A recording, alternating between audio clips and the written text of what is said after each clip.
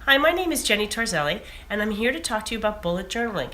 At the end of this video, you will be prepared to start your first bullet journal. Let's get started. How to start a bullet journal. Bullet journaling is known as a way to track the past, order the present, and design the future. So what is bullet journaling? Bullet journaling is a scientific analog system. Each person has different things in their life that they need and want to keep track of. We all have work, we have family, we have projects, we have our home, we have bills to pay, we all have daily habits and goals that we want to keep track of, and those things may be individual to each of us. Bullet journaling also helps you establish goals and aspirations for your coming year. It is an amazing way to break down the biggest projects in your life into tiny baby steps and to track your achievement and see the success of reaching those goals and realizing those aspirations. I personally like the way that bullet journaling, in addition to helping you track and plan the mundane parts of your life, that it also helps you keep track of your memories and special cards and memories that come along. Before we get going, we have a couple rules for bullet journaling. Number one, keep it simple. Don't make this too complicated. Number two, make it your own. This is your individual journal. You're the only one that's really going to lay eyes on it all the time. Make it yourself and make sure that it works for you. And number three, be creative. Some people make theirs beautiful works of art. Mine is full of a lot of quotes and poems. Be creative.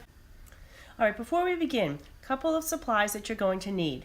You're going to need a journal, and you're going to need pens. Now, we're nurses, so we all have these. These are the best things for bullet journaling. You can also use some markers or some colored pencils. You're going to definitely need a ruler. You're going to need glue stick, and you're going to need some sort of a calendar. We'll get into that in a little bit. I make my own calendar, and I recommend that highly. All right, when it comes to the journal, this company, which I can't pronounce, makes great journals. Your journal needs to have two specific things. You need to decide if you want it lined or dotted.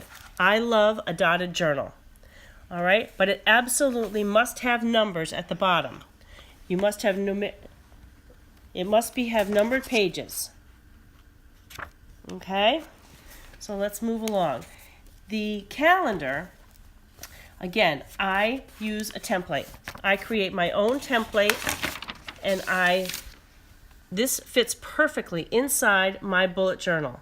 And I make up 12 or 20 of them, and I fit them in, and I just put the numbers in for the specific month. It's a great way to do it. First thing that you must do with your bullet journal is create an index. Now, these journals that I told you about, mine comes with an index already in it. You probably need a good 4 to 6 pages for an index. The thing to do is to develop a key. Again, my journal comes with a key in the front. You can use that. The important thing, again, is that this key is your own, whatever works for you. This key is going to be used on your to-do list for each day. A dot is a task. A dot with an X on it is a task completed. A dot with an arrow on it is a task that you have migrated. And a circle is an event that you want to schedule in your calendar or keep track of. Let's talk about migrating. The general rule for bullet journaling is if you migrate a task 3 times or more than 3 times, it's time to let it go.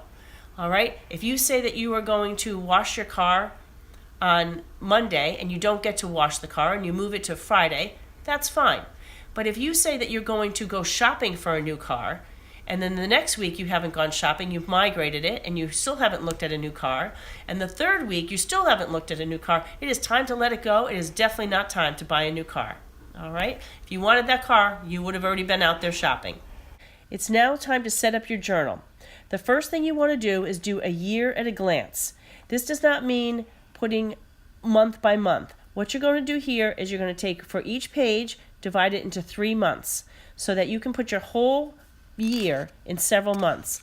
I create my own calendar. Some people glue and paste their own calendar from another source, and you want to have maybe 4 or 5 lines. You're not going to put everything in your life on this year at a glance. You're going to put some important things that you want to make sure you have scheduled in your month.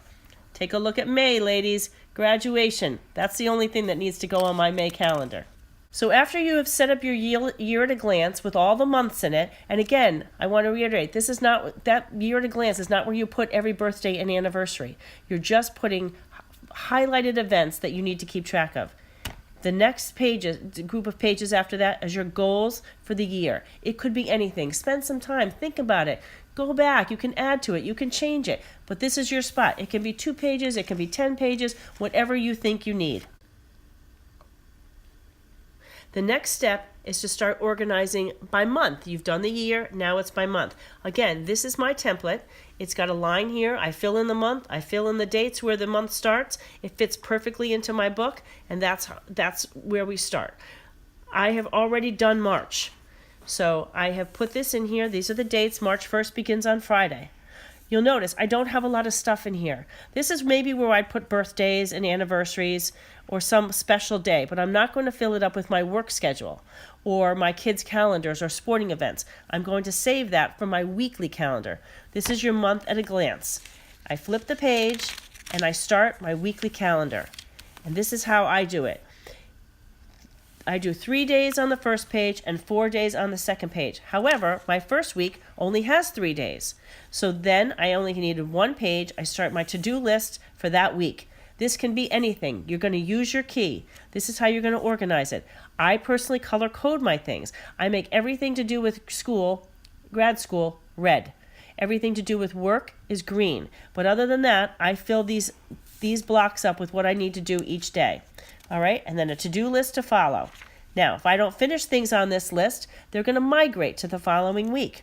Or they're going to be X'd out, but they're not going to be left as dots. Okay, we move on. The first full week of March. I've got 3 days, Monday through Wednesday on this side, Thursday, Friday. I always keep my weekends together. Should we be traveling or you have something that spans the weekend, this is a great way to do it and you're not flipping pages. This is where you're going to fill in all the things that you need to do, including your, like I said, your work schedule, your kids' games, projects. Again, I would have in green, my video must be posted to Blackboard, okay, or sorry, in red. All right. Then I leave for 1 full week. I leave at least 2, depending on the time of year, sometimes 4 pages from my to-do list. All right. And you're going to go through and you're going to finish. Don't put your whole year of calendars in. I really only do 1 week at a time. I sit down on Sunday and I put in the week for the calendar for the following week. But that's entirely up to you. All right? You've now done the nitty-gritty. You've put your yearly calendar in there, you've put a monthly calendar in there, and you've broken it down into weeks, which gave you a space for each and every day. You have a to-do list for each day and week. So you have completed all the hard part of bullet journaling. Now it's time to make this journal yours. This is all about you. So decide, actually ladies, after this grad school is done, we will actually have time for hobbies. So start thinking of what you want to get back to that grad school has taken up. For me, it's long distance running. I have been a marathon runner for many, many years, so I want to get back training. I'm going to set a goal. I'm going to pick a race. I'm going to track my training. I'm going to actually reacquaint myself with my running partners. And so I'm going to have all of that in a whole section on running and training and workout and maybe yoga and things like that. That's going to be one section of my bullet journal. That's one of the sections that I treasure. Another thing might be reading. Reading for pleasure as opposed to reading for school. So make a list of the books that you want to read. Make a list of the books that you have read as you read them. Maybe movies that you want to see. How about friends that you want to reacquaint yourself with? One of the things that I like to do in my life is I like to send out 1 handwritten note a week, which has really not happened since grad school. So I'm going to have some notes in there, and I'm going to make a list of the people that I want to write to and that I have missed being in touch with. All right, this is the section to make it yours. Finally, there are things in your life that are going to be big and huge. Maybe you're planning a wedding. Maybe you're planning a party. I know there's a whole bunch of you that are planning to go to Italy. Take your bullet journal, start your packing list. When you make your packing list for Italy, you're going to basically have the packing list for the rest of your life. You will only need to go back to that page in the index, look and see where you had it, recreate it, and maybe add something different. Maybe add a ski outfit or a bathing suit or something else. But you have already created your major packing list for your life. This is your bullet journal. All right, finally, Don't rush.